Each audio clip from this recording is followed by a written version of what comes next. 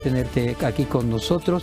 Y la primera pregunta y una reflexión obvia, acá estamos con la perplejidad de que no se sabe quién entra al balotaje y quién incluso de los dos es primero y quién es segundo, con una hipotética remontada de Massa y del oficialismo, una menor performance de la esperada de La Libertad Avanza y una duda respecto de Juntos por el Cambio.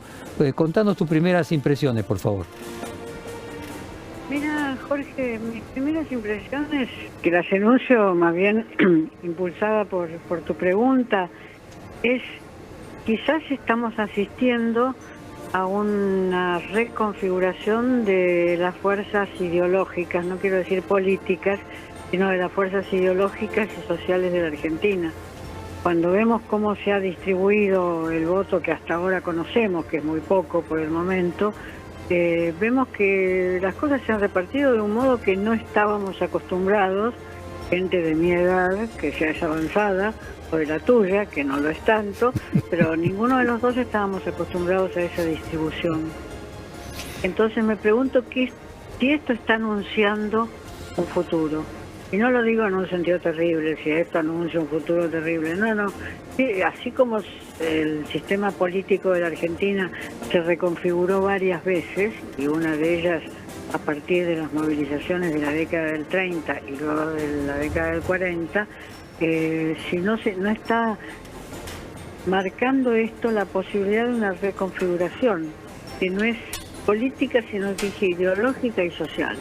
O sea, que vaya más allá del candidato que la represente, pero que las ideas que representa La Libertad Avanza logren consolidarse en algún sentido, que el peronismo entre en un proceso de transformación que pueda dejar atrás a la idea del kirchnerismo, y que a lo mejor el radicalismo, si no logra Juntos por el Cambio ser gobierno, pase a ocupar un rol más parecido al que tenía antes, subsumiendo al PRO, por ejemplo, como una de las hipótesis de escenarios.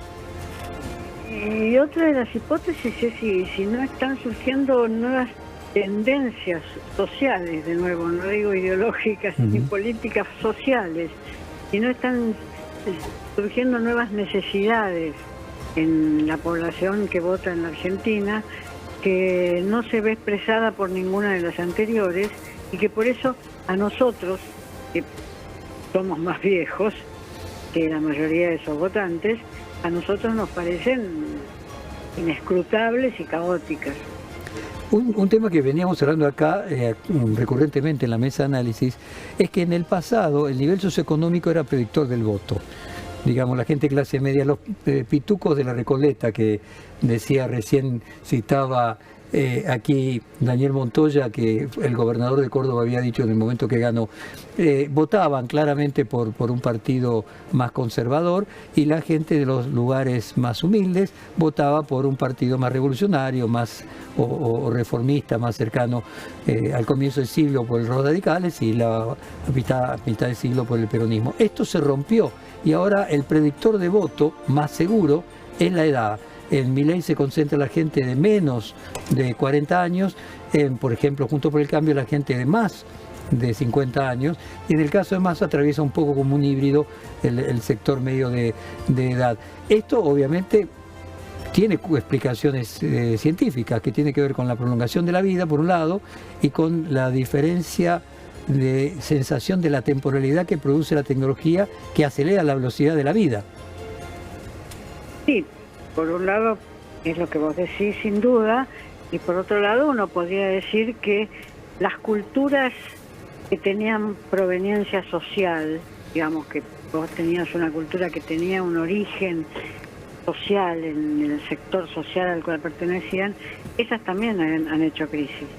O sea que vos podés encontrar que la cultura la famosa cultura de las capas medias y las capas medias altas ha hecho crisis, ha desaparecido, se ha bestializado, si vos querés, para decir el nombre que merece, porque esos sectores merecen el nombre. Cuando pierden rasgos culturales que le permiten organizar la realidad, ya no pueden ser considerados sectores de élite.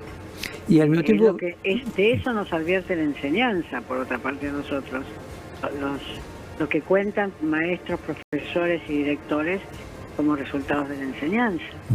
O sea que se ha producido una una fragmentación que no encuentro motivos para festejar. O sea que a la fragmentación que se le produce en las clases medias altas, entre comillas, bestializadas, o sea, perdiendo sus características de diferenciación con lo que sería el lumpen proletarial, para utilizar las terminologías de hace más de un siglo, también se produce otro factor en las clases más bajas, que normalmente tenían una solidaridad con el peronismo, también se rompe eso. Y Milei cosecha tanto de la clase media, media alta bestializada, como de la clase baja, que ya no siente contención en el peronismo. Claro, las clases populares no encuentran un referente político, que lo encontraron en varios momentos de la Argentina. Y las clases medias altas han demostrado la crisis de la cultura política de las clases medias. Lo que se habla cuando se habla de la crisis educativa, y lo que dicen los profesores cuando hablan en colegios caros donde van chicos de familias de clases medias, etcétera, lo que habla esa gente respecto de lo que cuesta la enseñanza allí, lo que cuesta en el sentido del trabajo y de que aprendan algo, eso es lo que estamos viendo también. Es decir, hay algo que se ha deteriorado en las clases medias y medias altas. Yo diría en las clases medias seguro, clases medias altas no conozco. Se ha deteriorado seguro allí. El respeto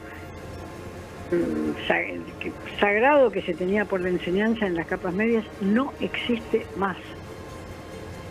Y eso se refleja, iba a decir se paga, pero no quiero decir que se paga, eso se refleja en la cultura cotidiana de esos sectores, que hablan tan mal los sectores de capas medias y medias bajas, hablan tan mal como sus compañeros de sectores más desposeídos. Y en ese magma de reconfiguración, el mejor resultado hipotético que parecería estar obteniendo Massa, con la paradoja de un gobierno con 150% de inflación, por ejemplo, ¿te deja alguna reflexión de algún orden? Como que aquí el decano de medicina, que tenemos el placer que nos acompañe, Lubrusco, marcaba de que la inflación es un valor negativo, pero también otros valores positivos que la sociedad rescata, como cierto grado de paz social, como que el desempleo sea bajo, y la posibilidad de Massa de despegarse del gobierno y al mismo tiempo construir algo distinto y despegado del kirchnerismo. Bueno, lo primero que yo diría es una proposición completamente sencilla que no vamos a discutir. Massa no tiene un perfil populista en términos culturales. Os puedo decir que será un populista en términos de algunas políticas que propone, etcétera, pero en términos populistas él no tiene ese perfil en términos culturales, no lo tiene. Quizás eso sea un reconocimiento aliviado de los sectores populares. Dice, bueno, por suerte volvió uno que nos indica por dónde tenemos que ir, cómo tenemos que hablar, cómo podemos pensar. Digo, porque los grandes dirigentes políticos no han sido maestros, pero han sido indicadores de caminos a los sectores más desposeídos, digamos. Y la Argentina hizo una crisis en ese sentido.